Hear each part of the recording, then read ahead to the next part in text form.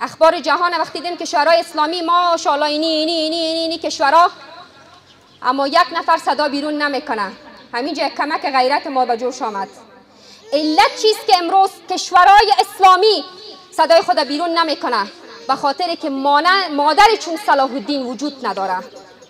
تا زمانی که صلاح الدین بود، تا زمانی که ما مادر چون اسما داشتیم، همسر چون خدیجه داشتیم، اطفال چون صلاح الدین ایوبی، سلطان محمد فاتح داشتیم، کسی جرأت نداشت که بر ما تو تعارض بکنه.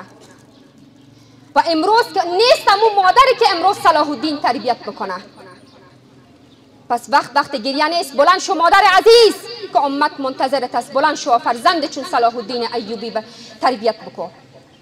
درد ما چیست که امروز مادرای ما و شما فقط موبایل در دستای اطفال، اکثرا موبایل دیده میشه.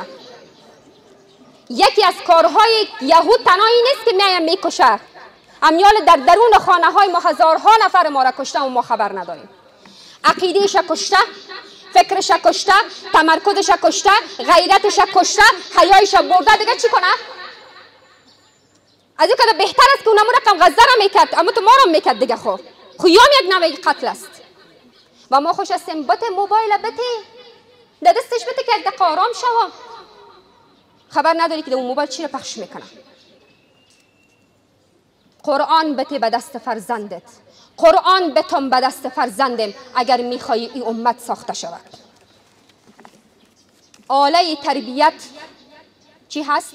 قرآن کریم هست. آله تربیت با قرآن تنها میتونی ساخته شوی، با قرآن تنها میتونی بسازی. مثل که آهن اگر میخوای ذوب بکنی فقط یگانه راه حلش چی ذوبش میکنی؟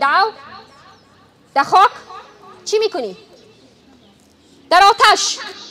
انسان هم تنها با قرآن جور میشه، با دیگه چیز توی را ذوب کردن نمیتونی. خواهشات نفسانیش، ای مدیریت احساساتش، ای کنترل هاش تنها با قرآن ساخته میشه.